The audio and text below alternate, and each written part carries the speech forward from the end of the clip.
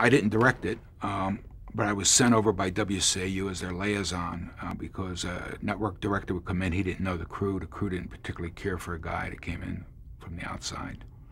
They didn't know the disposition of the crew or whatever it was. And so I went there pretty much as, I don't know, assistant director, floor manager, whatever I could do. I was on the floor. Before I knew it, well, the cables were run at the Bellevue Stratford Hotel. Eugene Ormandy was the guest. Eugene Ormandy was the famous Philadelphia Orchestra conductor. And very European, married to Mrs. Ormandy, which a very beautiful, stocky European woman. And they made perfect subjects.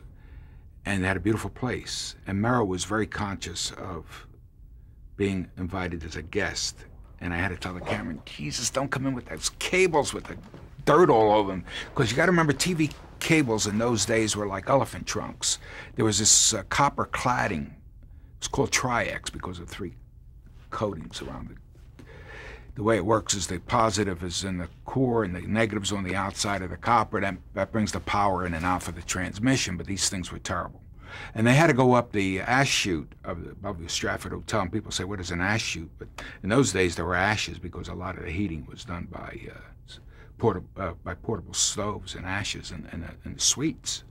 So these guys were loaded with ashes, and also, and that was like part of my bandstand of controlling those guys. And now Merrill was no return video in those days, so Merrill's looking at me. The guys in the control room are busy enough trying to figure out what they're doing because they had put cameras in all the different rooms.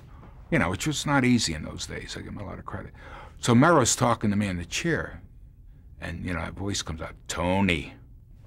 Yes, Mr. Merrill. Move the table, please. And I moved the table.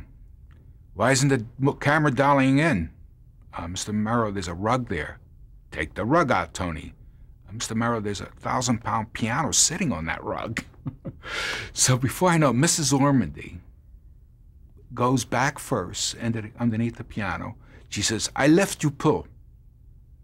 And I could hear Merrill with a cigarette cough saying, you know, Mrs. Ormandy. But she did it, and we got it, and it was quite an experience.